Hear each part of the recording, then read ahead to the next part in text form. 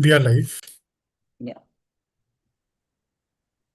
Good evening, everyone, and welcome you all to yet another session of Dinner with IJO.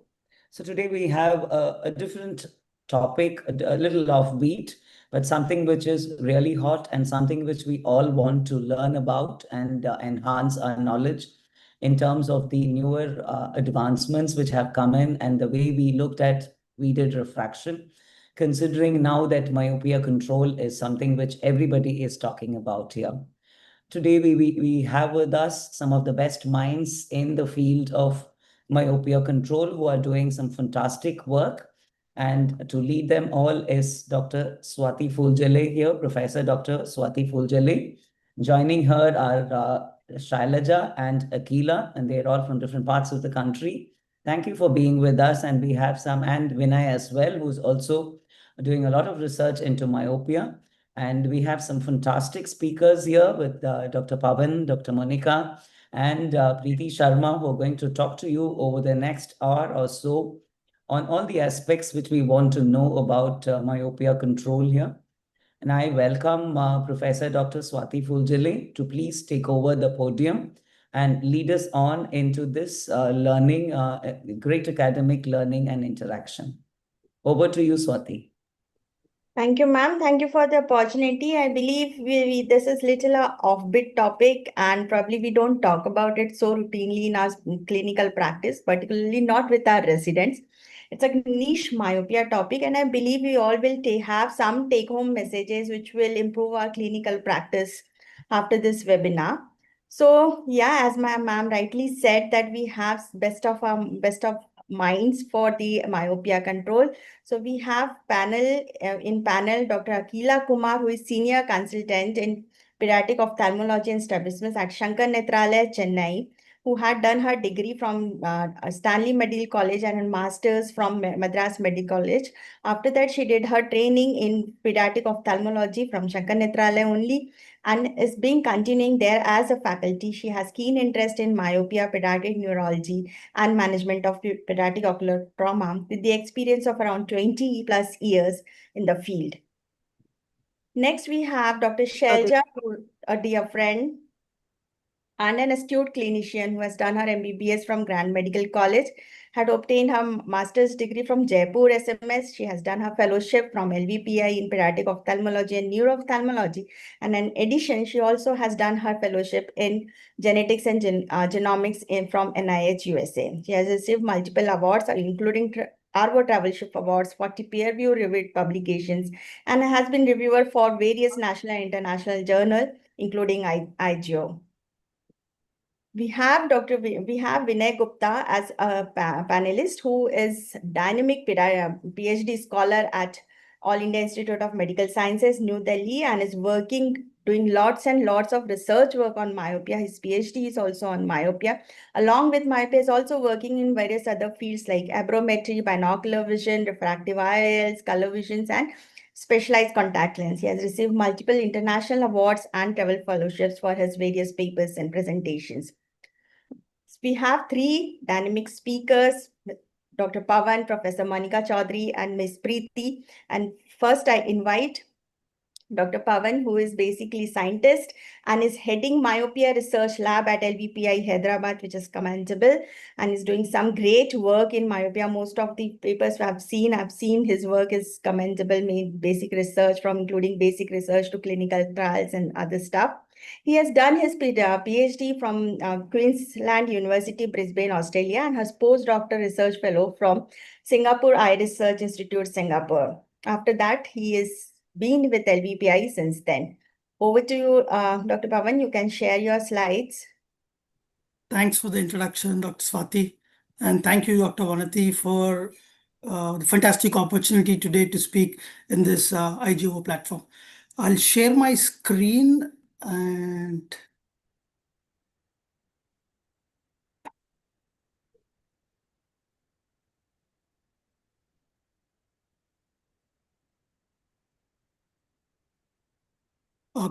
can you please confirm that you can see my screen and you can hear me all okay? Yes, we can. Yes, we can. Great. Thank you. Again, for this session, dinner time, but we are speaking. There's no dinner now, but the introduction to myopia control is the topic. I think that is of interest. At least it's been the interest, at least for the last decade. And today I will go through some of the content in the next 15 to 20 minutes of the time. I want to acknowledge the support that I get from various organizations, both private and the government. And clearly, I want to also emphasize that this talk is not intended to endorse or promote any specific product.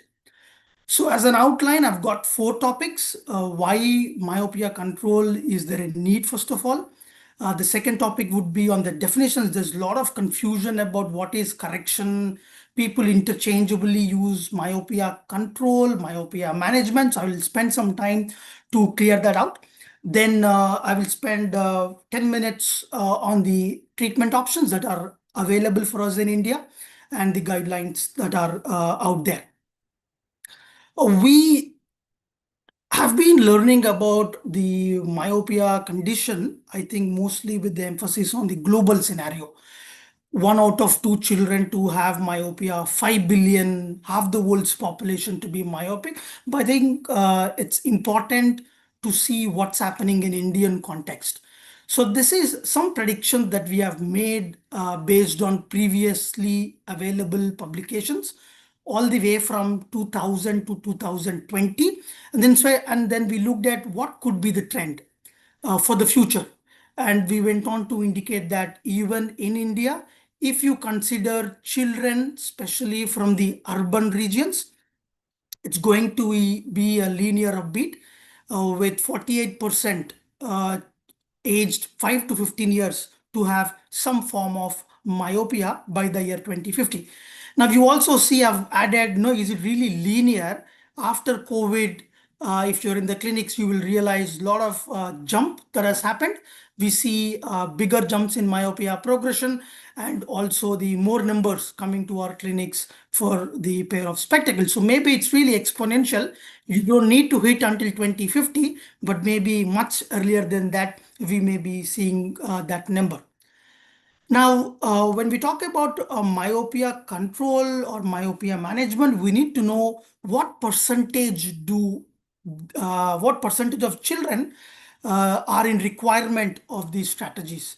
So this work was from the LVPI. We looked at what is the average myopia progression, change in refractive error, and we went on to indicate that Indian children progress by about half a unit every year.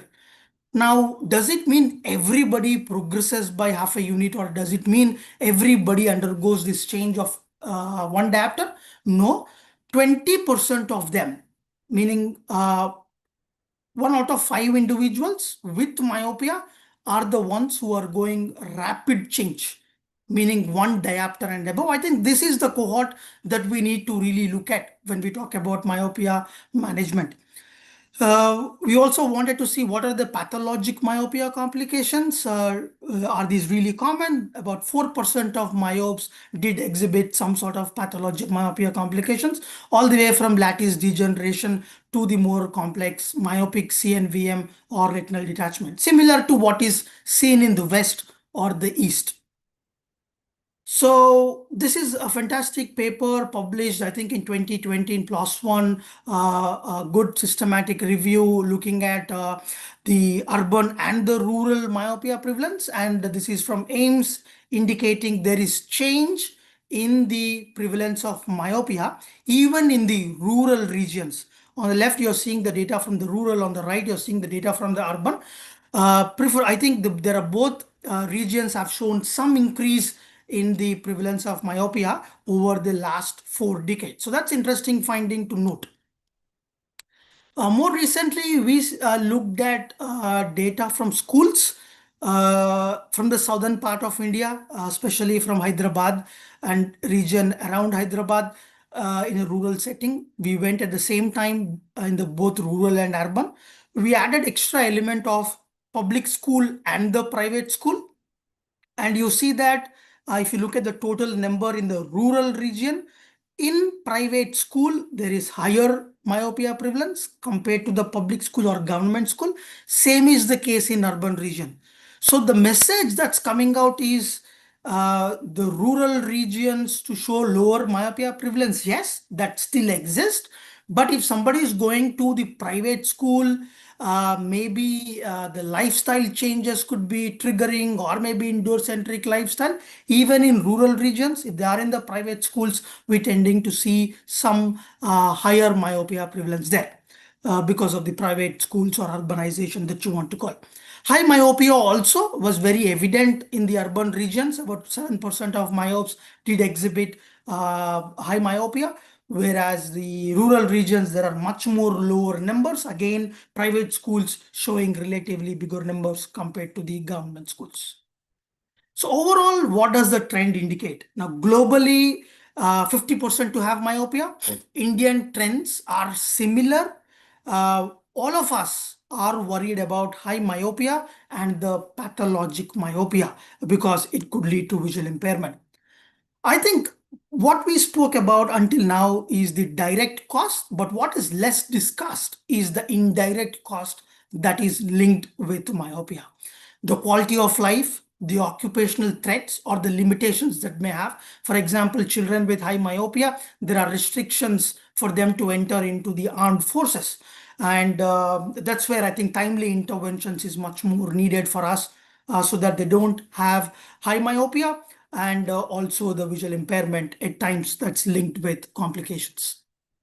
But does this really change the practice in our clinics? Maybe not at this given point of time, in spite of there is awareness about myopia control options.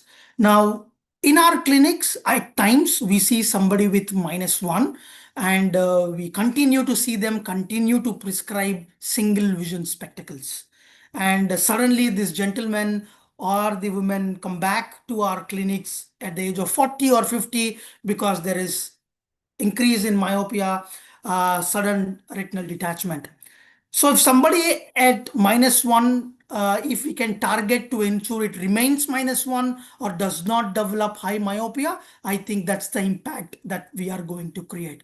If you leave the child at the age of 6 to continue with single vision glasses, if it is a rapid myopia progressor, then by the time the child becomes adult, you are looking at -10 or -12. Again, not everybody, but at least 1 out of 5 myopes, there is a risk of development of high myopia and the pathologic myopia. Now, this paper nicely indicates slowing myopia by 1 diopter should reduce the risk of patient developing myopic maculopathy by 40%. So every diopter matters. Do not wait and watch for the miracle to happen. But I think we need to act before the progression of the disease itself. And if you see, I've highlighted the word progression of disease. Previously, we were calling myopia as a refractive condition. There are consensus now to call myopia as a disease, given the complications, given the long-term effects that it's going to cause on the individual. So we are calling it as a disease. There are multiple challenges for why there is some slowness among the practitioners or why we are not tackling to the 100%. Maybe there is lack of awareness among the students, medical students, or the optometry practitioners or optometry students. And more importantly, there is lack of awareness among the parents as well. 10 years back, we were not talking about myopia control or myopia management, but today we have, but unfortunately the awareness is not so much, which is very important. One of the studies also highlights that 80% of practitioners still prescribe single vision glasses in spite of the availability of various myopia control options. So we need myopia control options. I think this is in need of an hour. Let's see what it means when you say myopia control or myopia management. The first one is the myopia correction. Let's keep these definitions clear and distinct. Myopia correction is different to myopia control. sorry. Myopia correction indicates you're correcting the refractive error and nothing else. You're only providing a negative lens in front of the eye, push the rays back onto the retina. That's it, nothing else. Myopia control indicates that you are providing intervention to slow the progression of myopia. And when we talk about myopia, we are trying to control the eyeball elongation. And this is essential component and it involves monitoring. I think wherever you are, irrespective of the location or country, region, I think all of us are looking at controlling the axial length or the controlling the eyeball from growing. Myopia management is a comprehensive term or includes myopia, pre-myopia, prevention, control, looking at complications, looking at monitoring. You're looking at somebody who did not develop myopia yet in your clinics and you're talking to them about myopia. You're talking about preventive strategies. If somebody is myope, you're talking about myopia control options, providing them with evidence-based approach and looking at is this child at risk of pathologic myopia and providing appropriate laser treatment or monitoring closely. So that's the correction, control, and management. What we need is myopia management, not correction anymore, especially if you want to really have an impactful practice. The third aspect is how do you control myopia? We have multiple options. Gone were those days where we used to do under correction. Under correction is an old school. We don't do that. Under correction, if you see under correction with single vision on the right side, did not show any good outcomes. It's not revealed. It's not really giving us good outcomes. So we don't do under correction. So what do we do? All the way from lifestyle modifications to the optical strategies. We have bifocal spectacle. We have peripheral defocus spectacle, peripheral defocus contact lens. Again, in contact lens, I split them into the contact lens that you wear during the daytime, the soft lens, or contact lens that you wear in the night, the orthokeratology, and the dot technology, diffusion optics technology playing with the contrast that is much more new, not available in India yet. And low dose atropine, very favorite. I think a lot of us are aware of various concentrations that are now available in India. Light therapy is evolving. We do not, I think a few of the practitioners are also following light therapy, but I think that's much more for the future. Now, if you ask, is there evidence, are there studies to say these strategies actually work? On the right side, this is a living systematic review that is getting updated every year, published in Cochrane, indicating various treatment options all the way from high dose atropine, mid dose, orthokeratology, peripheral defocus spectacle, all of them are working great. And this is not based on single study. This is a living systematic review and network meta-analysis, which means we compiled multiple studies. What is also important for us to note is now that we have multiple options, does it mean we give things left, right, and center? I think the answer is no. Because the site of action of various myopia control options is different. Bifocal spectacles act at the level of accommodation. Atropine acts at the level of receptors or at the level of choroid. This is still debatable, but what we know is it's working in non-accommodative mechanism. Peripheral defocus spectacles like MyoSmart, MyoCare, Stellest, these are working on inducing defocus in the periphery. Light and near work are the lifestyle modifications that we do are playing very differently. So which means one size does not fit all, and we are looking at some sort of personalized myopia care in our clinics. All myopes are not the same. They look same, but I think you have refractive myopes, you have axial myopes. Some of them progress, some of them do not progress. If you remember my initial slides, only 20% of myopes do exhibit rapid myopia progression. These are the ones who may have high myopia at later stage. Given that myopia is multifactorial, I think if you stick to one treatment, maybe you may not find decent outcomes in the treatment plan. Site of action, like I've said, is different, and shooting in the dark, you will only delay the good outcomes that you want to see. Now, quickly to look at, we talk about lifestyle modification. Will it work? There are different theories for why time outdoors is good. Time outdoors, more light, uniform dioptric field, meaning I have laptop, I have my water bottle, I have my table, everything is near, there is a wall. If I'm outdoor, if I'm in a play area, then I'm looking at infinity or optical infinity. The center and periphery will have equal dioptric field. My accommodation is relaxed. There are theories around UV, different wavelengths of light playing a role. If you are outdoor, bright light, dopamine release, and that can inhibit the eyeball from going. Long story short, there are various theories. I don't think we can pinpoint and say this is the answer, but overall it is working in favor.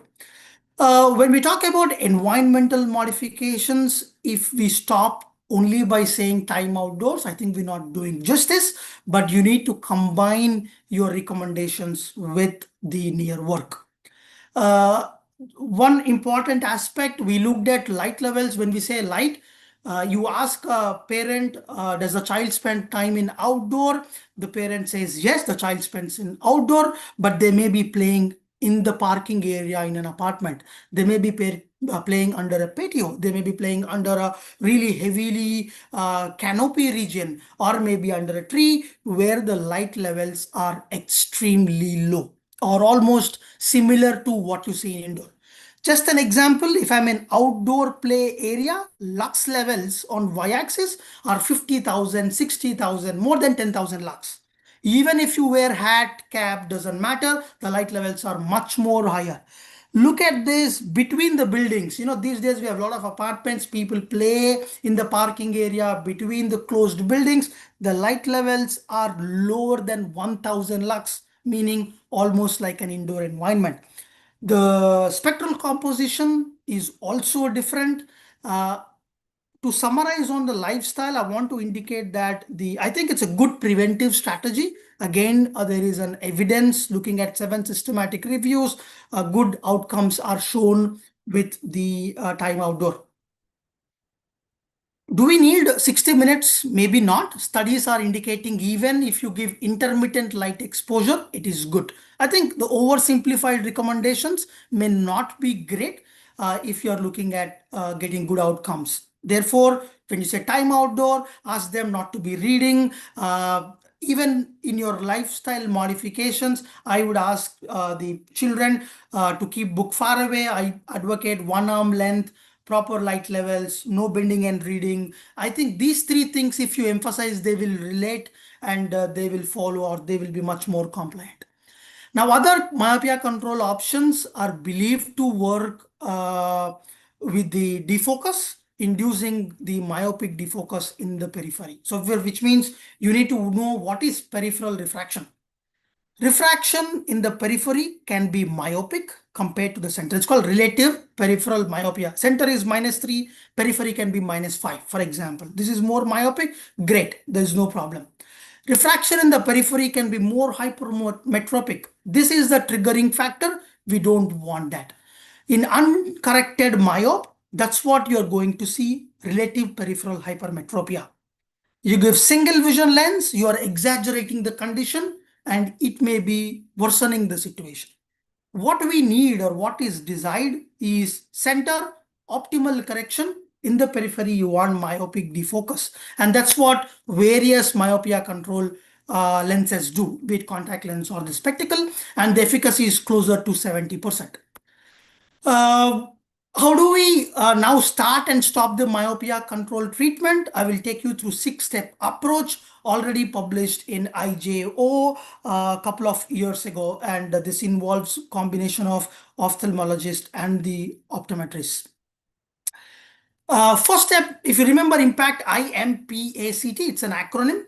I indicates identify true axial myopes. Remember, just because you see -6 does not mean this is an axial myope. It could be steeper cornea, it could be keratoconus. It could be refractive myopia, it could be positional myopia. So that's where you need to know you have a biometer, get an axial length measurement done, try to relate approximately, okay, -6, it cannot be 22 millimeters. So you know, okay, this is axial myope.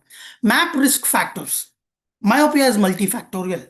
Map as many risk factors as you can. For stable myope, I don't think we should be giving myopia control treatment because myopia is already in control. You might want to pick a progressive myope. Myopia control options are many, but if you shoot in the dark, maybe you will not get good outcome. I think you need to advise appropriate myopia control strategy.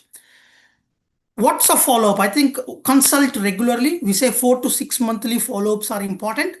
Combine treatment, you wait for 1 year, you give one treatment. Monotherapy always better because you will see if the outcomes are working, then they can stick to monotherapy. There are costs involved if you do combination. Not everybody can afford for combination treatment. So pick your treatment combinations wisely. Start mono treatment. One treatment does not work, add another treatment.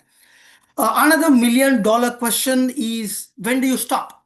There is a analogy that we can draw. The refractive surgeons operate at a late teenage. Preferably, I think they hit when somebody is 20 years of age because they're looking at the stability of the eyeball, stable refractive error. The same analogy can be applied for myopia control as well. I think late teenage, back-to-back year stable refractive error, then slowly you would take them off the treatment. With atropine, there is debate about there is rebound. So you might want to taper and then take a call. I think more research is required in that zone. Given the time, I will not go into the detail, but this is one case also published in IJO in press. And this is 10-year child. We gave myopia control treatment with the extended depth of focus contact lens. Everything in control. The changes are less than 0.1 millimeter, 0.02 in left eye in 1 year. The child decided not to use this treatment for various reasons. They came back in 4 months. You see an increase in myopia. Since we monitor closely, we said, all right, let's put you back with the treatment, and we could control with the MyoSmart lenses. So even if there is a rebound, I think there is provision for you to bring them back, but close monitoring is really required. I mean, on the screen, you're seeing myopia control lens. And people also think, okay, somebody is minus 19. Do you have treatment option? No direct treatment option, but what we tried is we said until minus 12, we gave multifocal contact lens. Reminder, we gave in the single vision, and we could still get myopia in control. So all I'm saying is, I think it's important that we look at how do we control myopia within the options that we have. To summarize, myopia management is beyond single vision correction. We have multiple options. Keep in mind, myopia management is different to myopia correction. The stakeholders are important. We need to educate. We need to train more practitioners and the students. You can follow impact guidelines. Impact stands for an acronym. There are multiple risk calculators as well. I did not tap into that today, but there are online softwares that you can look at. Each case is really different. One size does not fit all. With this, I thank you for attention and would like to also invite you for one of the myopia conferences that we do in the month of November. Thank you. Sorry, I think I've overshooted on the time. That's perfectly okay, Dr. Pavan. And you have very comprehensively highlighted the myopia control and specifically stressing on the fact that no, not every myopic needs to be controlled. That includes, I think, me and Shelja also. We were myopic quite well before we, achieved our adulthood. So, Dr. Shelja, your opinion, I mean, how do you decide that this particular child will need pharmacological treatment or will need an optical treatment? What are your cutoff levels or any particular strategy that you follow? I understand Dr. Pavan has, revealed those impact strategy which you can follow. What are your personal, any opinion? So I think Pavan, great talk, Pavan, first of all. And thank you, Dr. Vanati, for this opportunity. And thank you, Swati. So Pavan has already elucidated the various treatment modalities and how effective they are. So based on the current research, we know that the myopia control glasses are probably slightly better than the low dose atropine, which is 0.01. There is yet a comparison to come between the 0.05 versus the the myopia control glasses. But definitely, control wise, especially for the axial length control, the myopia control glasses are slightly better. So my option is always to give the option to the parents that, to go for the myopia control glasses. It is also very good for compliance because you have to use it just like the other normal glasses. So no additional thing for the kids to, instill the drops, because many times it happens they use it for 3-4 months and then they stop it, and then the rebound thing also is there. So first line therapy recently has shifted to that, but there is practically a cost element there, which is very difficult to manage in a setting where patients have to pay from their pockets. So ultimately, then it comes down to the parents deciding whether they can afford it or not. I have seen a resistance in younger kids because they tend to break the glasses quite often. But around 14 to 15 and after that, parents do accept the myopia control glasses if you tell them that they are more effective. So for the primary treatment, this is what I follow. First, give an option of glasses. If they don't agree with that, then probably go down to low dose atropine, which is still 0.01%. Right. Thank you, Shelja. We have Dr. Akila also with us, and I think we can have her thoughts on the matter, that what is her preferred practice for controlling myopia? Does she also uses glasses? Oh, thank you, organizers, for giving me this opportunity. And thank you, Swati and Vanity, madam.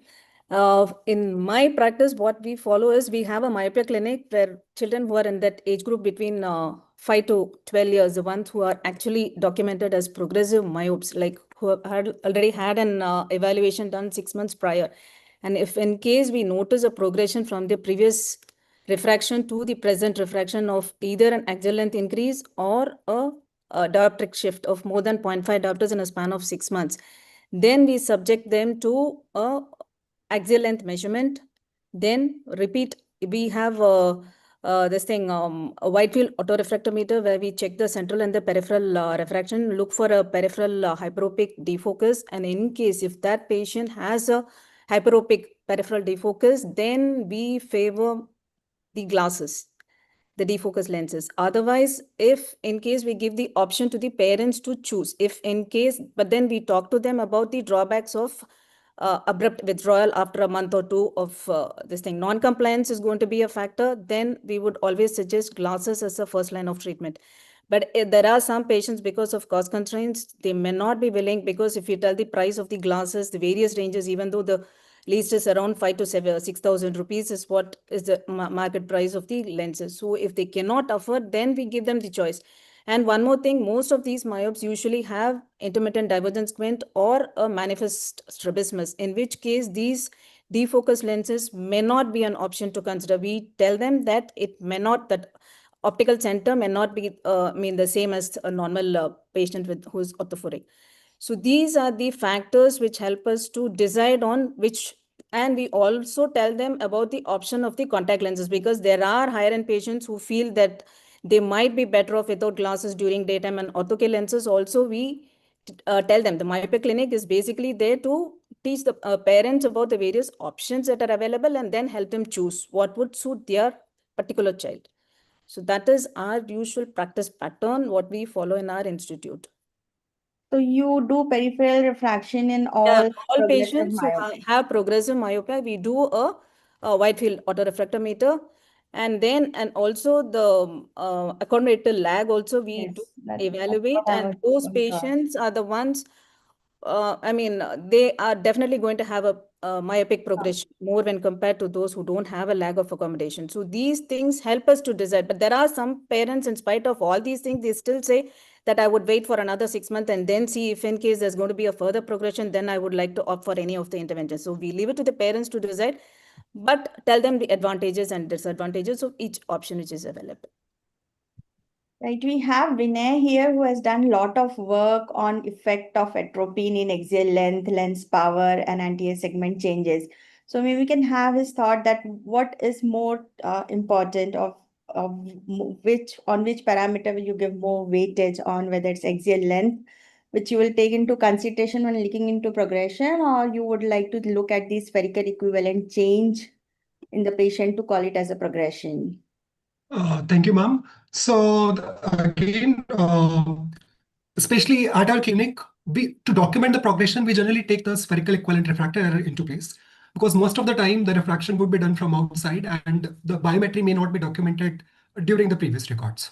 So instead of eliminating the child just to wait to document the AL2 progress and just to document in that way, we prefer that if we found there is a more than 0.5 diopter progression in a year, then we consider it as a progressive myopia, and then we start intervening in some way, either optical or either pharmacological interventions.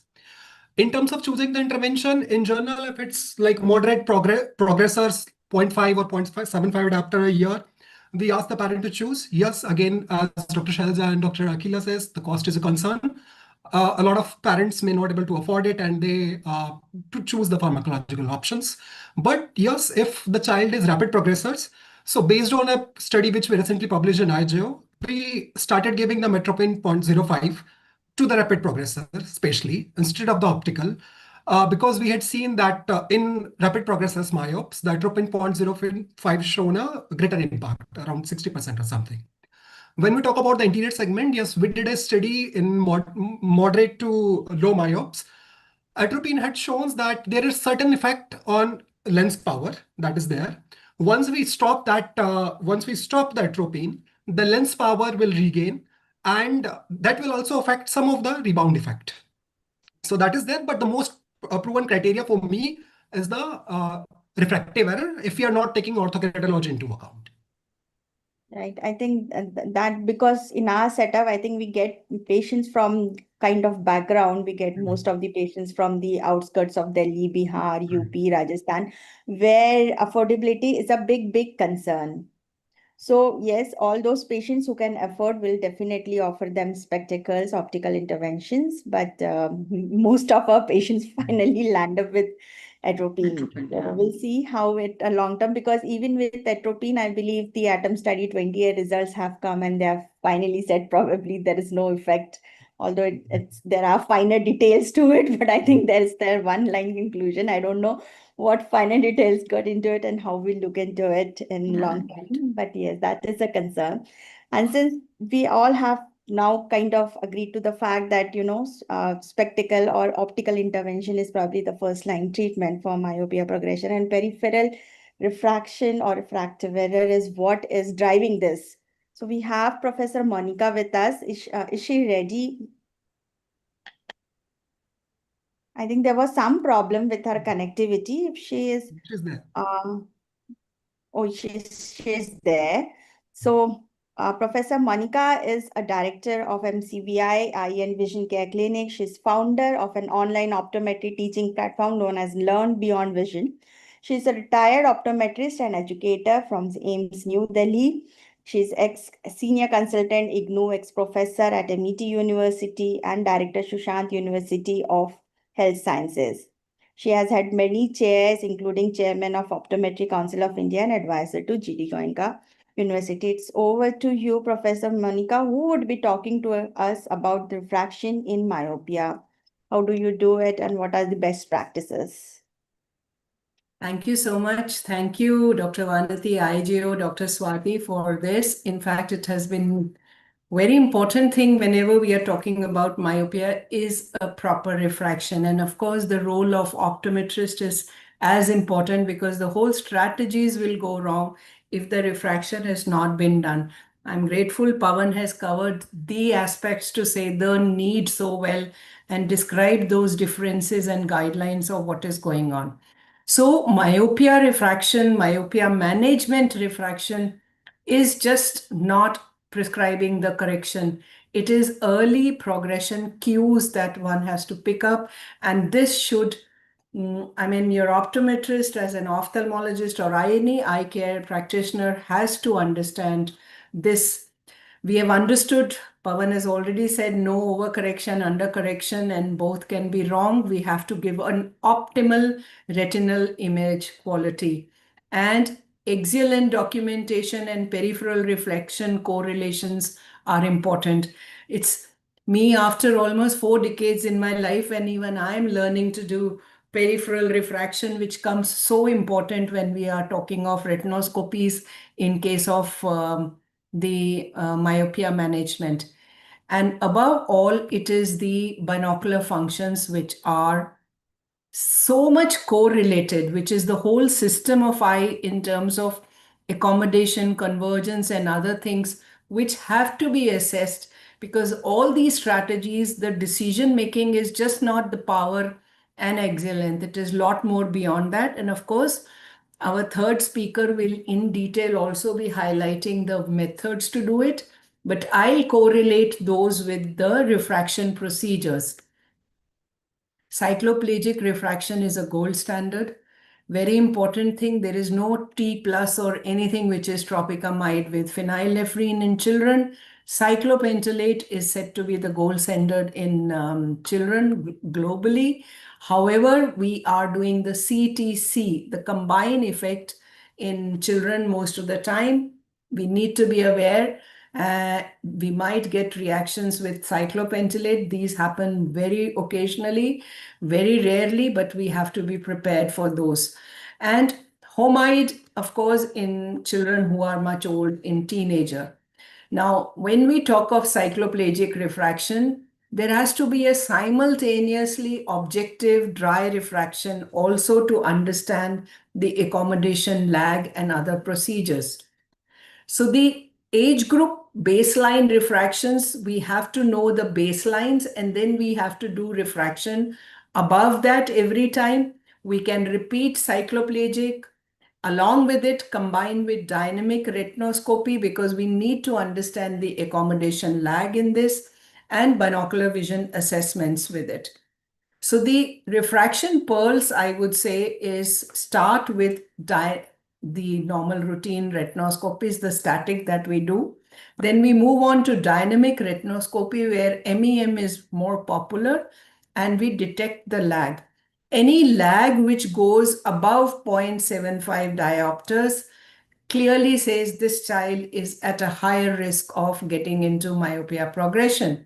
We also have peripheral retinoscopy now, as the lectures has been going on and discussions been moving on. It's the peripheral defocus which is creating that problem. And we need to understand, is the periphery really going hypermetropic? So a method to really find out that is the periphery refraction. We do usually the center, but we're talking about the periphery 30 degree plus minus, I would say 20 to 40 degree alignment, and understanding whether the retina is picking up that plus there. The fogging technique, again, modified Borish, which I will talk about, and binocular balancing. We've seen many times, even an optometrist, right eye done, left eye done, the prescription written. It's the binocular balancing of accommodation, which is a very important step post the in the PMTs and others. So let's start with peripheral refraction, which is very interesting and off axis. In fact, when we started learning refraction, we were given 0 scores if our alignment of the visual axis was not straight ahead. But now we need to understand that the eye has to deviate within those 20 to 40 degrees, and we need to find out whether the retinoscopy values that we get with that straight fixation and that peripheral fixation, is it going towards more plus, and how much more plus? So this gives us an insight of the hyperopic defocus, which we are talking all the while, and the principles of these spectacles and others, which works on this peripheral defocus.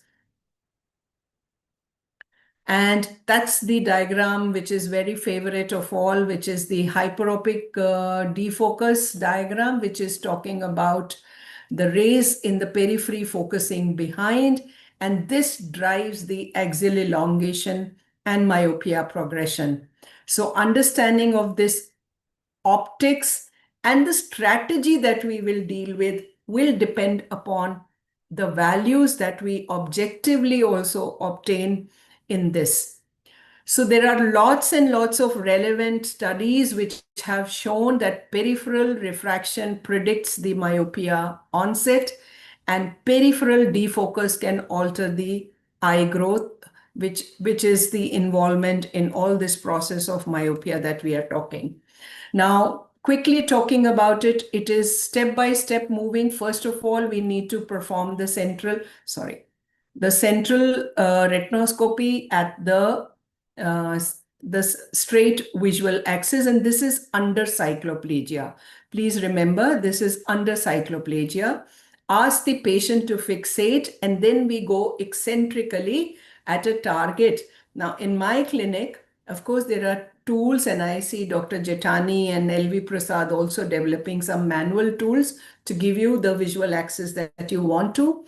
But you can, if not, where I started was we assume the whole room to be a 360-degree clock. Every clock hour is 30 degree. So if you can imagine your room to be that and put fixation targets approximately within those 30 degrees to have a slight fixation. But the children need to be 6 years or should not have attention disorders, which are very, very common in children nowadays. So we would, use our retinoscope. Bar is more of my favorite than those, and I would quickly have the assessment of how much minus less would I go when the patient is fixing in the periphery. Now, this is the easiest way. Of course, Pawan can share the tool that is there, and even Dr. Jetani who developed it.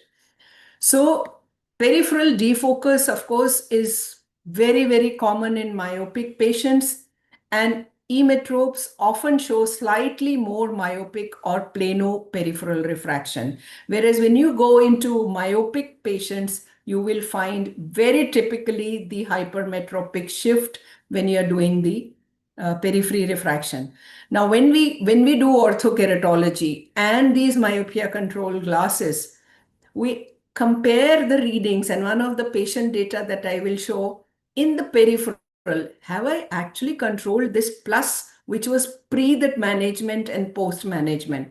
And beautiful in orthokeratology, if you've done a nice ortho-K, you would find again like an emmetrope or a slightly myopic shift in the peripheral refraction. However, in high myopes, they may show asymmetrical patterns, and it could be because of axil length and retinal stretching. So just an example, and this was interesting to talk more about this. So this is 8-year-old girl, minus 3.5, progressing at 0.75 average per year.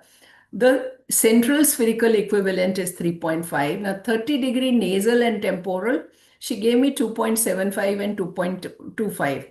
So the plus hyperopic shift was plus 1 to 1.25 within these two zones. Now that tells you the hyperopia before the management. Now after 6 months, she was taken up for ortho-K, and when we repeated this peripheral refraction post-ortho-K treatment, we found it's shifting towards minus 0.5 and 0.75. So that's how we reconfirm that the whole principle of myopia management is working for this child. And of course, this child is quite stable for quite some time. Now, Dr. Akila just mentioned about an open field autorefractor. This is the true instrument which is repeatable and can give you the values at the angles you want. But it is pretty expensive, maybe for good institutions to pick up, but not for single clinical practices. And maybe not everybody would be able to. Or we have the wavefront aberrometer also picking up a lot of these complex measurements. But manual peripheral retinoscopy still remains the invaluable tool, even if we do not have these advanced devices. Is just making a fixation target, not straight, but to an angle between this. So all these studies have been linked with peripheral hyperopia, myopia, the designing, the management, and how this tool of peripheral refraction has been found to be a mandatory kind of assessment in children with who are taken up for myopia management.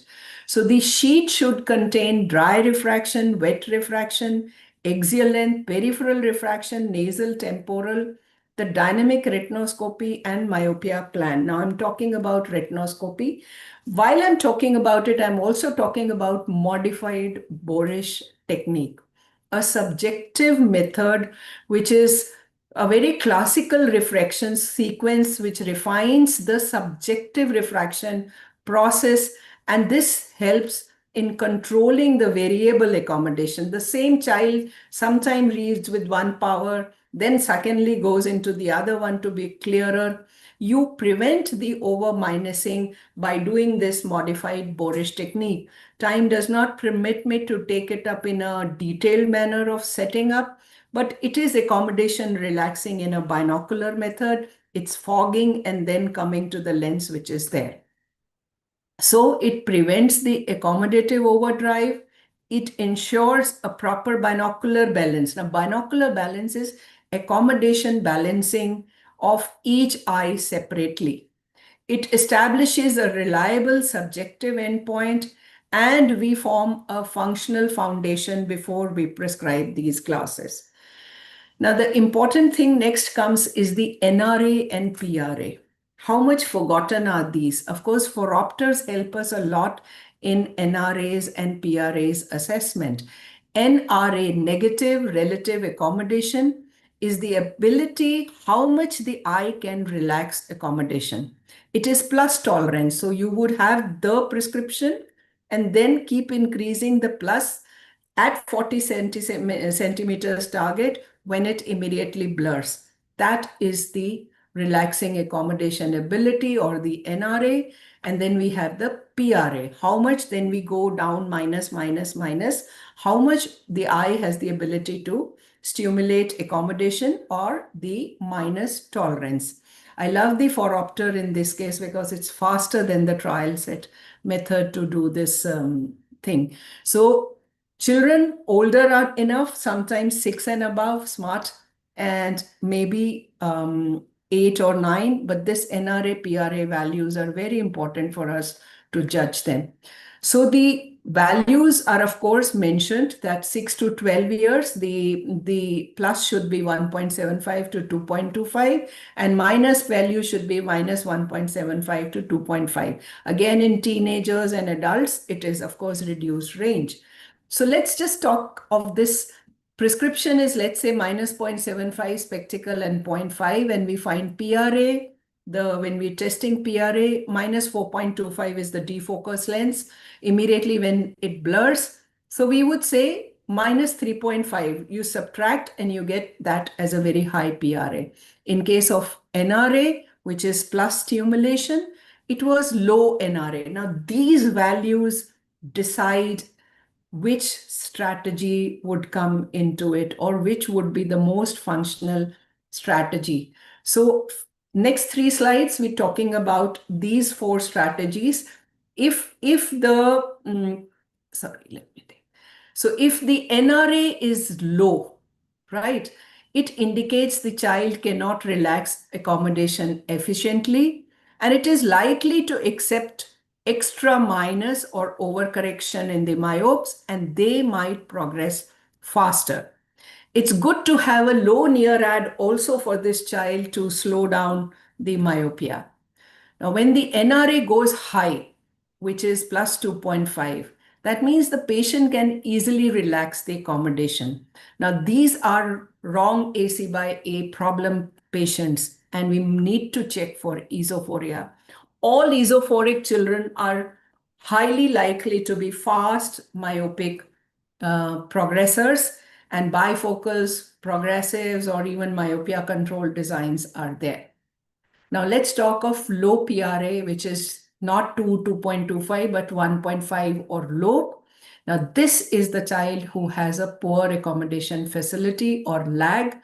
Now, he is very, very high risk of myopia progression, and we find there are research papers which have linked lag strongly to the progression. And if you find this in your child, that means this is no point waiting. This might have a very high risk of progression. And again, near ads help in reducing the lag. Last, high PRA. So the negative values are higher than 1.5. this child has good accommodation, will not benefit much with the near addition. We can use, of course, the other contact lenses and things are more important. Next, let's come to MEM, the dynamic retinoscopy, or calculating the lag of accommodation. It's so interesting. You have to just hold your retinoscope, make the patient binocularly look at that chart, which is finer print size, and what is the plus value extra that you are getting in that frame. Anything more than plus 0.7. Normal is 0.25 to 0.75. And if this plus 0.75 or more values are obtained, this clearly means this is high lag. High lag is, again, a big risk in myopia progression. So that's again what I told you. So the guidelines, of course, we are looking at lag, lead, and then we monitor. I think when Preeti takes over this binocular vision, maybe we will cover up a little more into our discussions also. So last, I want to talk about when we talk of refraction, and as optometrists, when we get this, any pre-myope, which is 6 to 14 years, even if is giving us 6/6, because parents come back. My elder one is wearing, I am wearing glasses, just want to get a routine checkup done, and routine checkup, which is missing in many of the part. But the child is 6/6. Our cycloplegic refraction, suppose, is less than 0.75, maybe between 0.25, 0.5. Axial length is longer than the normal, which we generally find 23, 24, 25s. These kind of axial lengths are so common, even in low myopes. We barely find those our generation 22, 23 axial length.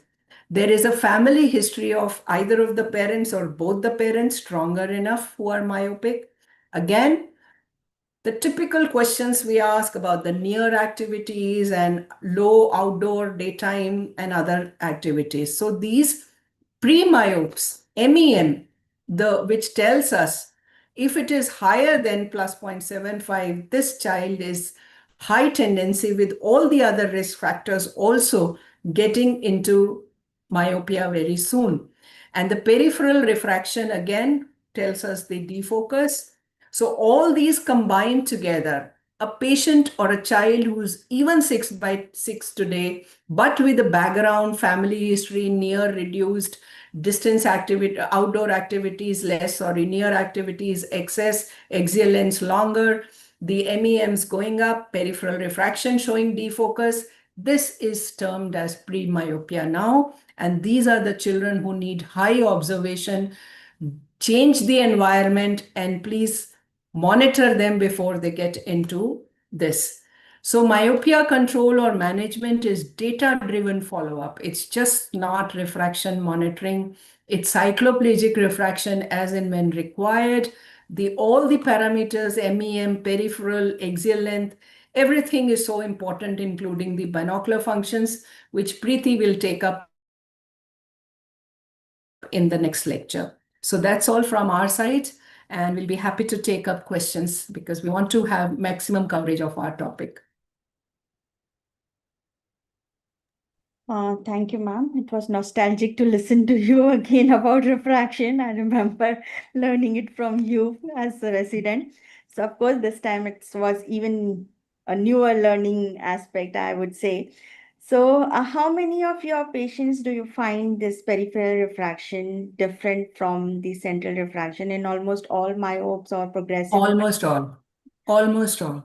Almost all. So you do Almost all. It's rarely that you would find the peripheral defocus coming in. Again, we correlate with our MEM. MEM has become such a routine, even in adults. I love to do it because I immediately pick up the pseudomyopes and other accommodation spasms also in adults, which is one of the progressions. We see progression happening in much older children also.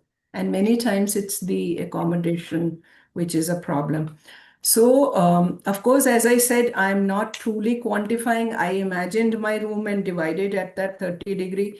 Tools are very important, and we need low-cost tools to be doing it. If not, whatever available, at least we could pick up the periphery with the slight fixation. Attention disorder children is really a problem to maintain that fixation and do the retinoscopy. It's really an art to handle them, but it's a cycloplegic eye. And cycloplegia means the strongest where our ARs are consistent, our retinoscopy is consistent. Then only I would say cycloplegic is proper. Right. So as Dr. Akila had already said that she would do peripheral AR in all her progressive myopic cases. How about you, Dr. Pavan? You would also do the same thing? Yes, we do the refraction in the periphery for all our patients, biometry for all, FORIA and accommodation for all at the baseline, and move forward from there. So just want to also emphasize that even using retinoscope, you can do the refraction in the periphery of the eye. You do not Yeah. necessarily need the open field. Yeah, open field are great. If you have great, of course, but if not, that should not be a deterrent for not doing it. If you have retinoscope, I think all you need to know is after central utilization, what's the glow? Is it still with movement or against movement? Yeah, but I believe there's still lack of standardization there. How much periphery should you do? So as they say, you can do 15 degrees, 20 degrees, 40 degrees. But yeah, if you have studied that thing, maybe you can tell us about how at what is. But I think ideally it is the most commonly it is between 20 to 40 degrees is what is the where you see maximum eccentricity or maximum difference.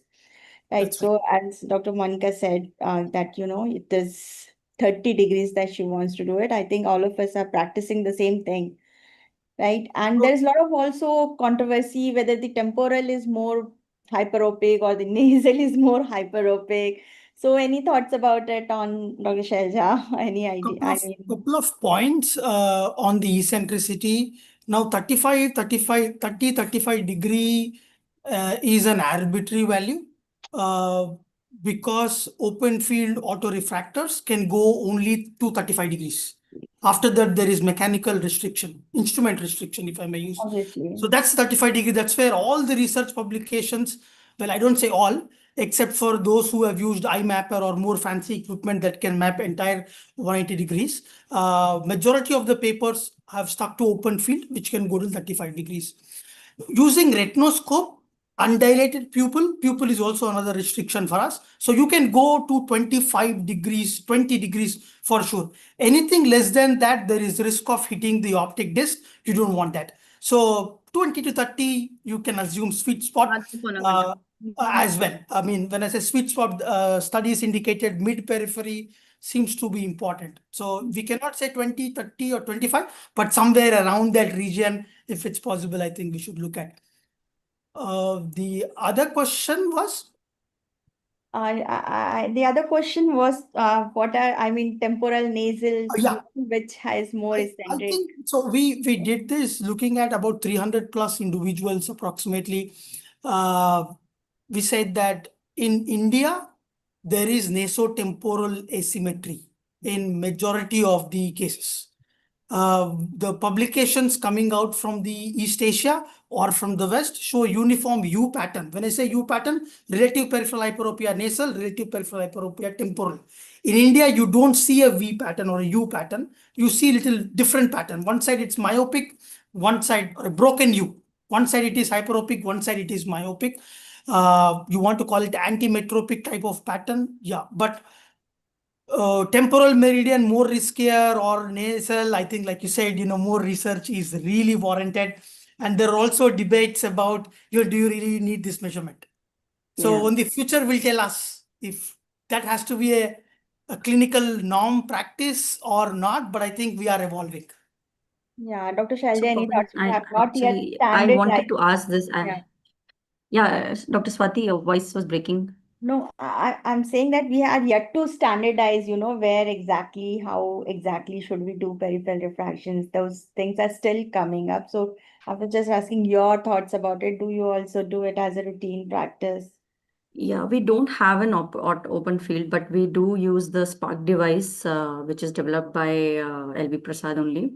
And we are doing it, but frankly speaking, I don't base a lot on it for two reasons. One, we really don't know the real influence of this, as Pawan was also mentioning, because there are these differences in publications, as he's mentioning, like, other Asian countries are saying that both sides it is a peripheral hyperopic defocus, while in India there's one side hyperopic, one side myopic. Unfortunately, the glasses that we are getting there, they are uniformly, 360-degree, same kind of a myopic defocus that they create. So, and the most studies of these glasses also, they don't have a baseline peripheral refraction. Many of them, not, I would say all of them, but yes, many of them do not have a baseline peripheral refraction, correlating it with the effect of these myopic defocus glasses or myopia control glasses. And if I look at our own data of myopia controlled glasses, how much effect we are getting. So of course we have not published it, but this similar kind of effect, around 70 to 80% of the patients are getting controlled with these glasses despite not doing a peripheral refraction. So I want to ask, Pawan and Dr. Akila, that how are they correlating their patients, like if they do a peripheral refraction and then they do give the glasses, that means if they're selecting the treatment based on a peripheral refraction, are they getting a better control in the myopia? Is it coming up to 100%, 90%? That means you are really selecting and doing, like, giving like a precision medicine like there, or personalized medicine there. Should I go? Yes, Okay. yes, Pawan, please. Yeah. So, interesting question. Important question. From a theoretical standpoint, it's good to have peripheral refraction. I will quote one of the studies where MyoSmart was investigated before and after there is peripheral refraction. Yep. The study concludes to say that individuals with existing myopic defocus in the periphery, the outcomes are not great. Not great, correct. That's I number remember one. that paper. If these lenses are actually meant to counteract hyperopic defocus, why would I want to give a lens who is already having a myopic defocus in the eye? So that's two questions where I think, yeah, based on these 2 points, at LVP, we map peripheral diffraction, we prescribe accordingly. Outcomes, frankly speaking, are little mixed. I did not publish that yet, but we are probing deeper, because when we tell to the scientific community, we want to be really sure what we are saying. So the outcomes are really mixed on the point that you have raised. At times it's there, at times it's not there. Is it really a cause or a consequence which is not really interfering with the treatment? Yeah, I think I completely do not have an answer if this will be part of our routine practice. But if you ask me, it's good to have. Yeah, agreed. It kind of helps you streamline your treatment, and sometimes maybe even convince the parents that probably this is not working. Maybe we should look at those patients where, atropine was not working, and then see whether these are not working because the main mechanism is peripheral hyperopic defocus in them.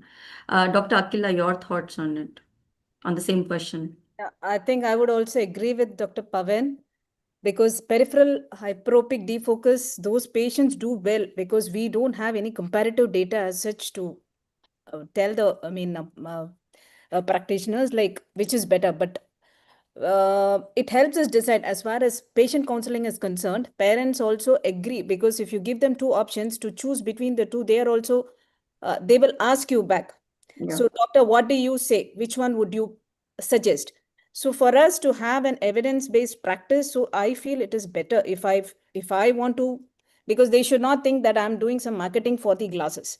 So I tell them that this might probably, as far as scientific evidence is concerned, this would work better in your child. So if you're opting for that, you can opt for that. Definitely, I feel from my practice and review of my patients so far, it's been fine. But I have absolutely no comparison to say that this works perfectly 100% well on those patients. I don't have evidence to say.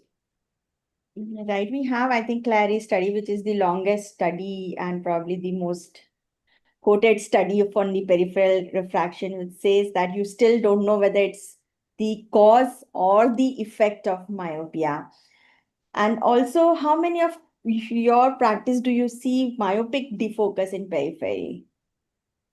I think we do see myopic defocus in the periphery. So if everybody has hyperopic defocus, then yes, it's only one size fits all. Yep.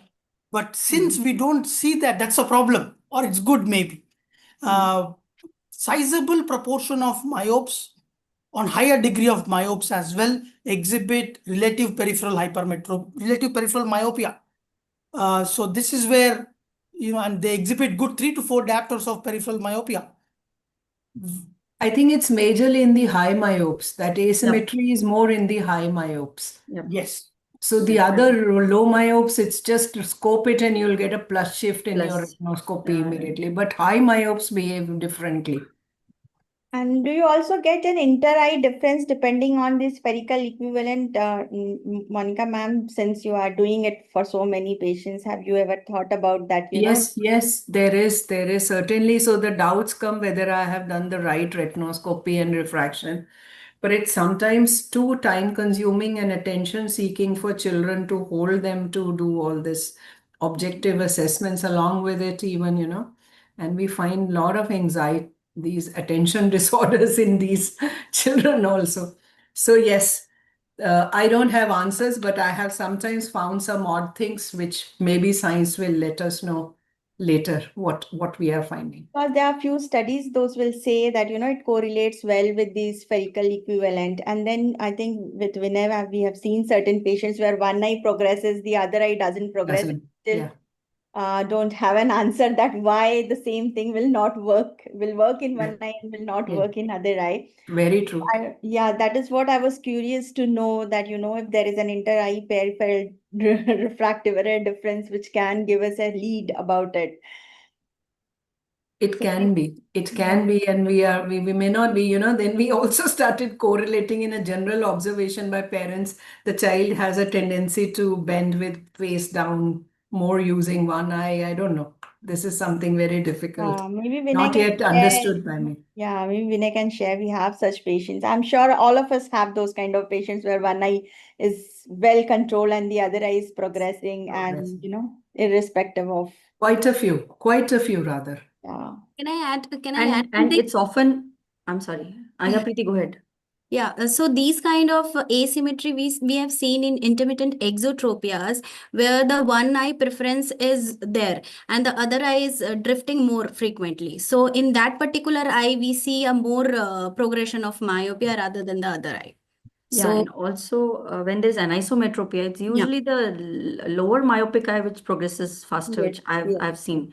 The higher one, where you expect it to be increasing, but the patient comes after 2 years, and now this one is trying to match up to the other eye. It feels as though. Right. So that is also what we see. I mean, what I've seen. I mean, maybe Pawan and Akila can also add on to it, and Dr. and Monica ma'am. Yeah, Do you also see the same things like strabismus or anisometropia? I think Vinay can So the talk lower about part eye it. starts increasing faster. Very common. It's anecdotal experience too. Right. Yeah. So I think one reason is that what I observed, especially during the anisometropia, it's likely that the eye with the higher refractive error is bad, and we generally occlude the other eye with the lower refractive error. Especially the children which we had given the occlusion therapy in the past, especially if they have poor vision in other eye. So when they come up later on, the vision become equals and the eye is off patching now.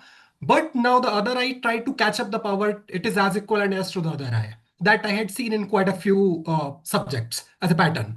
That post-patching, when the patching is reduced, then the other eyes try to catch up to match that refractive error. That is one thing. And yes, we have couple of subjects in which one eye is absolutely emmetropic. There is no refractive error, or slightly 0.25 plus or 0. And other eye is progressive myopic, -2, -3, -4. So have you seen any of the cases and any thoughts what could be the reason that, because the visual environment and everything would be still remain the same, the genetics is still the same, but one eye is stable and the other eye, or even emmetropic, and other eye just keep on progressing, and there is no other pathology, there is no retinal pathology involved, and there is no such kind of just axial lens differences there, but apart from that, nothing. I think like Dr. Monica has indicated, in cases of unilateral high myopes or maybe one eye anisometropia or anisomyopia, posture needs to be checked carefully. At times, if they're really onto one side, and the dominance needs to be really looked at. We looked at the on the research mode. I'm just indicating retinal shapes of the both eyes are extremely different. when there is high myopia or low myopia, with more myopic eye being more steeper or more prolate when we quantified. Peripheral refraction correlates, more hyperopic defocus has been shown already. But what could have triggered for one eye to become, I think, is still evolving or still not clear yet. We have something coming up. A lot of Chinese studies on this is multispectral, multispectral refraction topography. I don't know, I was just going through, so I don't know, they are using some specific technique to map the entire retina and then, see how the refractive errors are different. I don't know any experience with that. Is it, I mean, do you have it? Do you use it? No. Not that. I think there are more OCTs also now available Yes. that can give whole eye understanding of the shape of the eyeball. There are again a lot of publications on how shape of the posterior eye is different between the eyes or with various degrees of myopia. And the technology is also getting used to see on one click if you can get the entire peripheral refraction in a much more quicker manner. Yes. I think that's what this is, multispectral refractive topography, is that to get the entire peripheral refraction in one click, and you don't especially with children when you have low attention span there. Right. So as we were talking about, binocularity, the role of binocularity in myopia and how it can affect the progression, we have Miss Preeti here from Shroff Eye Center, who is a PhD scholar and who is in charge of pediatric optometry there, who has a lot of work done on binocular vision there and specialized in orthoptics, vision therapy, and neurooptometry. She is also on a Prakash team on visual development in collaboration with Massachusetts Institute of Technology, US, and has presented her work in various international and national conferences and peer-reviewed publications in journals. So it's over to you, Preeti, who would be talking to us about the binocular assessment of relevance in myopia. Thank you, Dr. Swati, for introduction, and I would like to thank Dr. Vanity for giving this opportunity, and thank you, Dr. Pavan, for highlighting so many evidences, and obviously Monica ma'am for emphasizing the role of NRA and PRA in myopia progression. So I will start my presentation with old scenario. Like what kind of vision we require 10,000 years ago, like in for hunting the food in order to survive or to keep away from being hunted so that you don't become a food for any other animal. So that means the actual requirement of vision was distance until the invention of printing press, craft machine, and most recently the computer development. So now we are totally in digital world where the every aspect of education, work, leisure, everything is involved prolonged near work that is stressful for the visual system, and to overcome we require a very strong accommodative and virgin system that makes accurate and sustained responses without fatigue.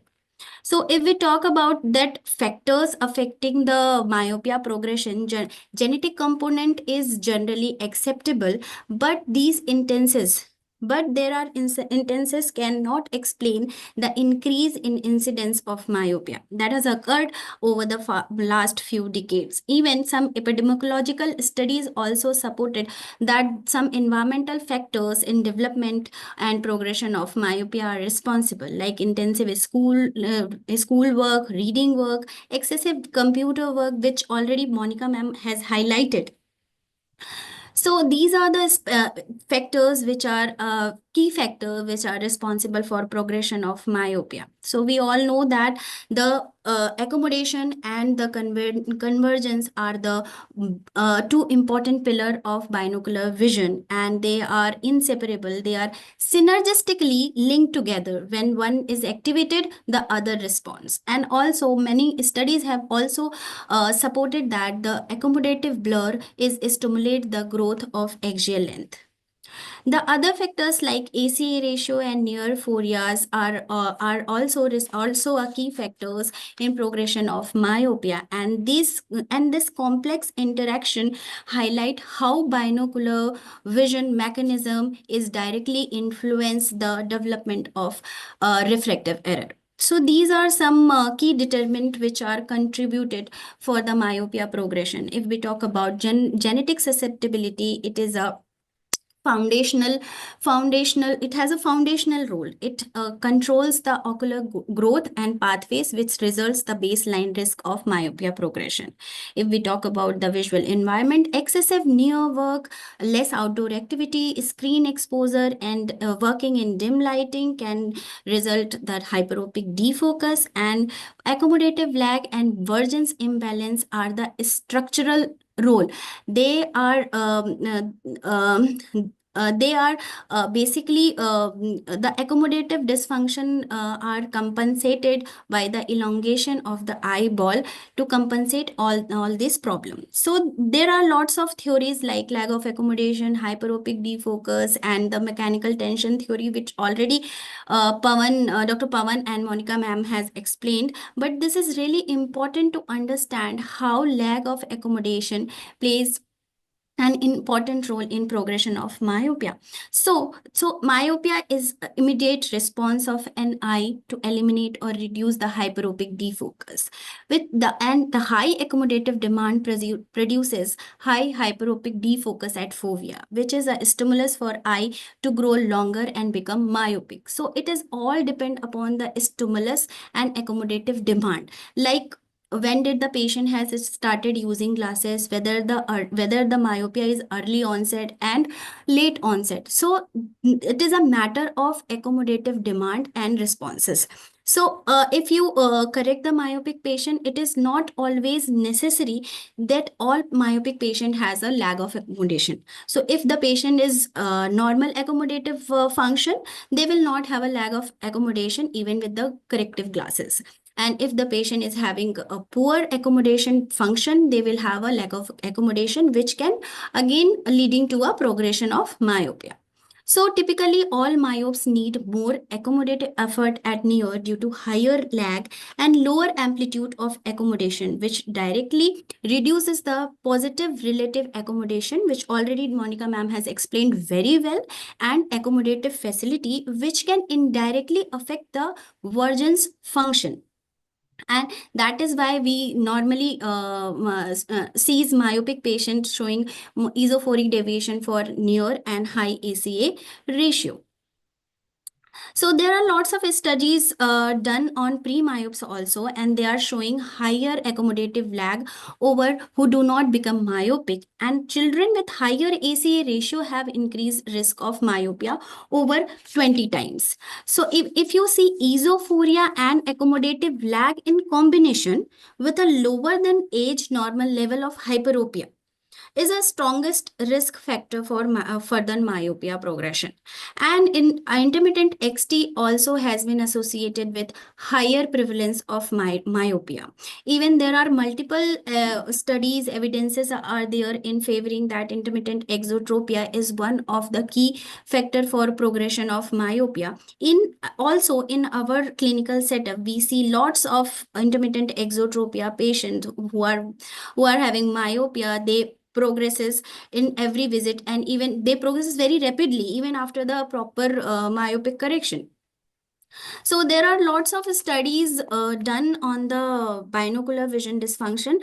Initially, it was not accepted, but gradually with the time, people are accepting it. So Guazada, Mutti et al. And Brosting establish a foundational, connection with the connection between the accommodative lag, neophoria, and myopia progression.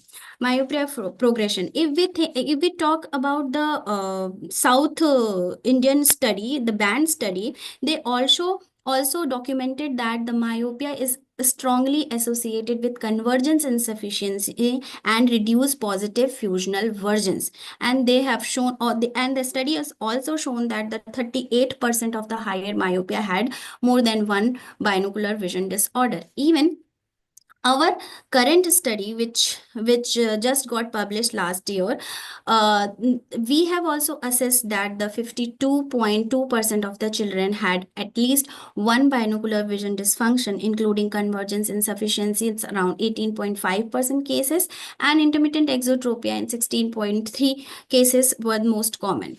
If even in even if we can see this table, so incident of binocular vision dysfunction by myopia severity, we can see the clear trend across all three groups, and in mild group, about 30% of the children showed some form of binocular vision disorder. This has increased in moderate myopia around 44.4%, and in severe in high myopic group it's around 70%. So this is clearly indicated that the prevalence of binocular vision dysfunction increases with the severity of myopia. So another study which just got published in May 2025, we have assessed the binocular vision dysfunction and myopia progression. It was a prospective study in which we studied the binocular vision dysfunction in three groups. So one group has a BVT therapy group, another one group has a binocular vision dysfunction, but they were not in the therapy group, and another one is a normal group. And we can see the significantly controlled myopia progression in the BVT therapy group, those who are having those who are under the binocular vision therapy. And we can and it was a statistically very significant. So we can say that the binocular vision assessment not only adds so much more to the clinical practice, but makes clinician life more interesting, and it could be a secret sauce that helps in bridging the gap towards the higher myopia control efficacy. So, Dr. Pawan has already discussed about the undercorrection and overcorrection. We already have overcome about this old school of thought, but we all should understand what will happen if you overcorrect the myopia or if you undercorrect the myopia. So if you overcorrect the myopia, it may create a deviation towards the isophoric direction for near, and if you undercorrect the myopia, it may create a exophoric direction for near. And in both the condition, there will be a accommodative dysfunction because there will be a less demand of accommodation. So this is like very interesting, and Monica ma'am will agree with this with me, because when we shift a myopic patient to contact lens, there has been a change of visual demand. Because the myopic patient normally experience base in prism for near with the glasses, which is not there with the contact lens. The demand of accommodation and the vergence demand reduces with the contact lenses. So that is why the exophoric patient much like beneficial with the glasses. And if you see high myopic patient with esophoria, they much improved with the contact lens, because the base in prism effect was not there in contact lens. So these are the some experience which we have seen after the COVID in our clinical setup. So acute onset ETs come up, lots of acute onset ETs we have seen in our clinical setup. Myopia progresses after the exam because of excessive near work. Even the ESO and high ACA ratio also increases on follow-up visit after the exam. So myope with binocular vision dysfunction and BVT clinic also come up, lots of cases we have seen myopia with binocular vision dysfunction.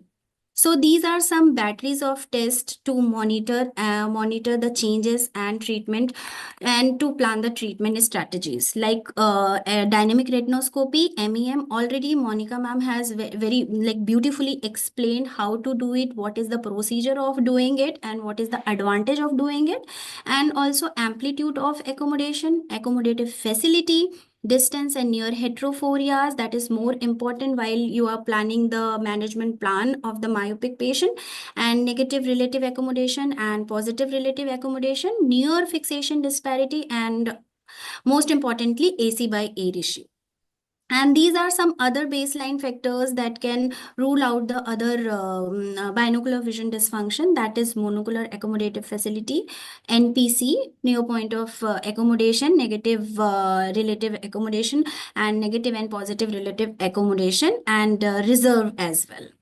So these are some protocol and myopia documentation form, a scorecard, which we follow in our clinical setup. While we see a myopia patient, we document in this form. And this is the basic protocol that we follow. So when we see a myopic children, we prescribe the glasses and call after 6 months. And in the follow-up visit, we do a routine test along with the binocular vision assessment, and depending upon the progression, we choose the methodology, in which methodologies patient has to go. If there is a progression, we choose different methodology. If there is no progression, we prescribe the glasses. We ask patient to continue same glasses and call after next follow-up. So this is the basic treatment management protocol at SCH. So again, there is a myopia progression. There can be a two condition. Can be a binocular vision dysfunction involved, and it cannot be. So if there is no binocular vision dysfunction, all parameters are normal, you can simply go for a different plans of management, whatever suits the patient's pocket or as per the condition.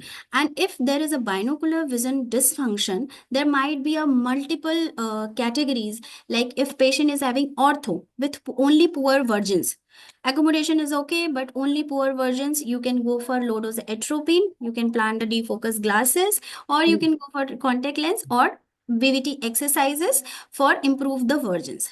If the myopic patient is having lag of accommodation, depending upon the lag of accommodation, if it is like 0.75 or 1 diopter, still you can continue with the single vision glasses. Or if it is more than 0.75 or 1 diopter, you have to plan the progressive bifocal glasses to control the near demand. And also you have to start the accommodative stimulating exercises. Also, if there is a high ACA ratio, you have to go for progressive or bifocal glasses along with low dose atropine. In this condition, orthokeratology or contact lens may not help. But in case of exophoria or IXT, the glasses would work best. Because if you shift these kind of patient to contact lens, it might not helpful for the patient, because glasses can control some amount of exotropia itself. And orthokeratology, yes, you can go for it. And esophoria or intermittent ET, if again, there will be if good binocular vision function, you can go for contact lens or specs. If binocular vision functions are not good, you can plan contact lens, specs, or VVT exercises, or depending upon the condition, and also call the patient for follow-up visits. So, concluding, myopia has long been associated with inaccurate and insufficient accommodative behavior at near and increased accommodative convergence. Detecting these conditions in both at-risk emmetrope and myopic child can reveal the picture of myopia progression risk. A close monitor of binocular vision function at pre and post myopia control treatment may prove to be an important tool in refining the future strategies. And thank you very much for giving me this opportunity. Thank you, Preeti. That was quite a comprehensive talk on binocular vision. And thank you for reminding us, not all about myopia control. At the end of the day, it's binocularity that matters. So, yes, my one question, which when I was, listening to this talk is, does your binocular function also change when you put these patients on myopia control treatment? Does it change? Do their binocular anomalies, whatever they are, do improve with the control? Yes, ma'am, because it's all depend upon how your binocular functions are. Before planning any like defocus glasses or low dose atropine, you have to have a binocular function with you. If you have a normal binocular function, you go ahead with normal your plan of management, like defocus glasses, contact lens, orthokeratology, or whatever you are planning, depending upon patient's pocket. But if there is a like defective binocular dysfunction, you have to see in which category patient is landing or what methodology you have to follow. So if like all I have mentioned in my last slide that the different conditions which are there, if there is a ortho condition, no squint, no binocular vision dysfunction, glasses would be applicable. If there is a ortho condition, your versions are affected, then you have to plan only versions exercises. If patient is ortho and accommodative dysfunction is there, you will plan the stimulating exercises because you have to increase the demand of accommodation.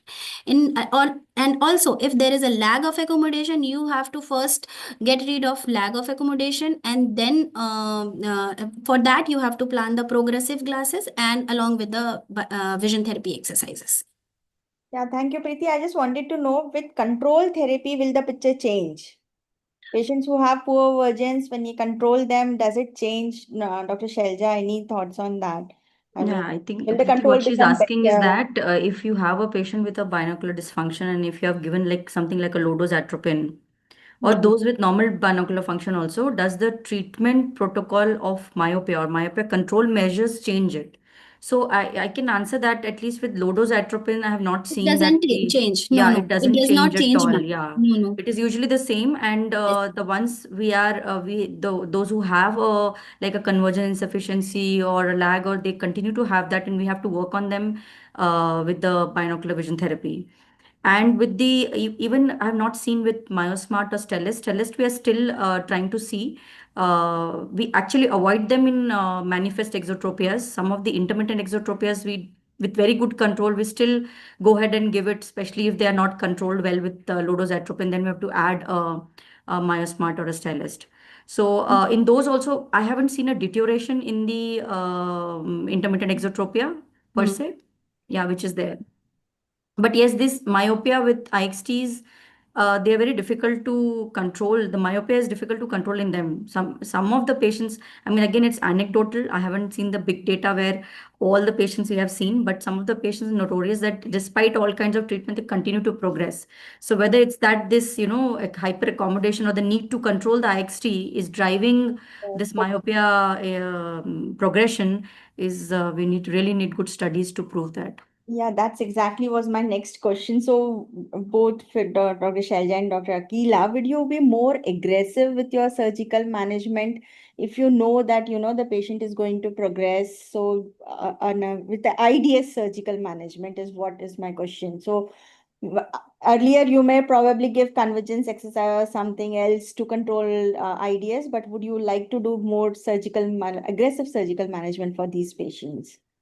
What do you mean by aggressive? It means early Means management, your like you threshold for surgery will decrease. decrease. Okay.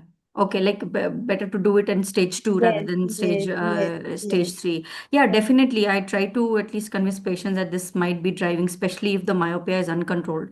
Then at least one of the factors you are striking off your list, in the myopia control, where but it's not like the first thing that I tell the patients that, you have, it's an IDS and there is a myopia, it will progress and you get because as I'm saying that, these are anecdotal things that we have seen.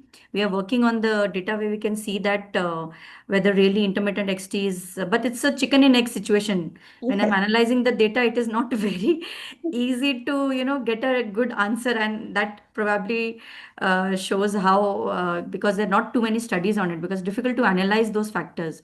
But definitely I would put them on exercises, and the moment it is like starting going to phase 3, I would convince them, especially if it is uncontrolled despite your myopia control measures.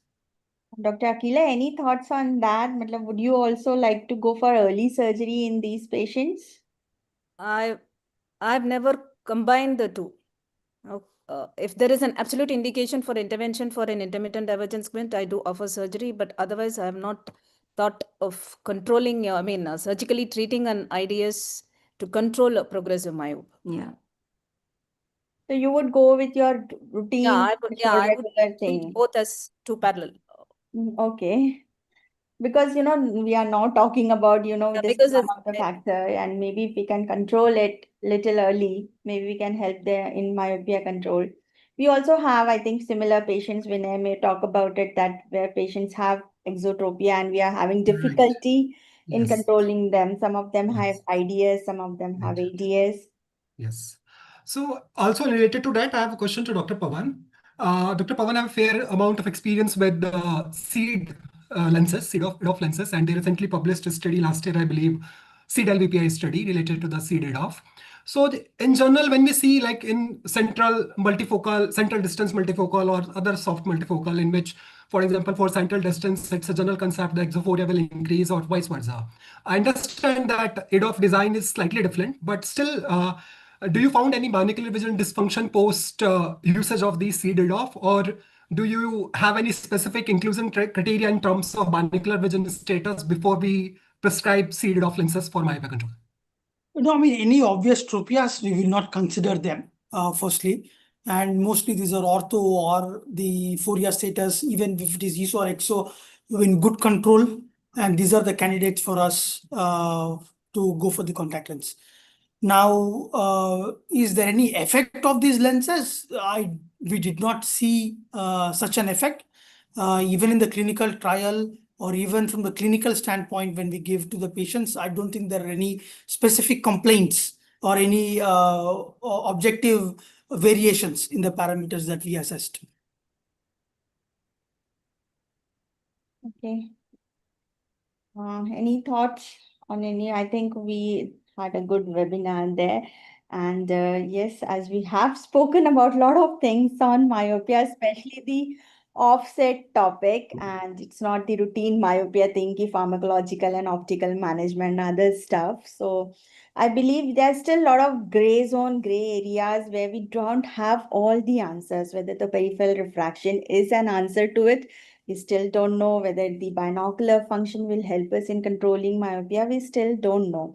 But what we definitely know is probably myopia needs to be controlled, and we need to work them up thoroughly, including their biometries and their binocular functions and peripheral refractions as and where indicated. Right. And with that, I think I would like to thank Ma'am Dr. Vanity for giving us this platform where we could clear our doubts and discuss this, offset kind of a topic which we don't routinely discuss in our myopia sessions. Over to you, ma'am. Thank you very much, Swati, for leading the discussion threads here. Shailaja and Akila and Vinay, and I think some fantastic talks from Dr. Pavan, Professor Monica, and Preeti. I mean, I feel like I'm a postgraduate now, just listening to so much which has evolved from the days how we looked at refraction and how we looked at myopia. And it's just so amazing to see that there's so much which needs to be debated upon and learned and to enhance our knowledge here. And I am really thankful to all of you to have taken out time and to have made such wonderful presentations. Special thanks to, I think, Monica. She put together, she assembled the talk line. She picked out these speakers and she said, okay, I've listened to them earlier and they have wonderful work and have wonderful discussions on this. Thank you so much again. Any words from Pavan, Monica, Preeti? Thank you so much, ma'am. It was really wonderful to bring in this because we do realize it's all co-management process that has to go on. Unfortunately, we have a lot of malpractice going on with the opticians and certain outlets, and parents been misled by those so-called myopia arrangements which are going in. And we do find there has to be some regulatory framework on this, and we have parents debating about those costs with no genuine workup been done and just dispensing been done about the sales part been done about this, and the mind of the parents have been taken and they've done it, they've failed, and then they don't want to attempt another experiment with those malpractices that are going on. So hopefully, yes, there will be more awareness, and we are also learning with time. We also learned that our generation used to see spherical errors and cylindricals were 10-20%, but we find almost 70-80% cylindrical errors and very high cylindrical errors in children nowadays. It's very common to find anything above 2 diopters dealing with orthokeratology and designs with those cylindrical errors. Maybe a separate studies will have to be finding out what's going on with them. China has totally, even in adults, started working on myopia control glasses than single vision. So they only sell these myopia control designs than these single vision designs. So the world is heading for it. It's a future for us to know in practice also. I mean, it's parents who are concerned. It's priceless, I would say, if parents can invest now for the children whose career will also be impacted, the axial lens, the eyeball, and the late retina disorders. Thank you so much more to learn. And again, thank you for having trust in us. Thank you. Thank you so much. I think I've learned today myopia correction is not just myopia control and progression. And I think a lesson well learned. And I think this will be a webinar which will be visited and revisited again by many of the eye care professionals. And thanks so much for being with us in this dinner with IGO session. Have a good night. Thank you, Thank you, ma'am. Good night. everyone. Good night, everyone. Thank you, ma'am. Good Thank you, night. Great Good session. night. Bye. Good night.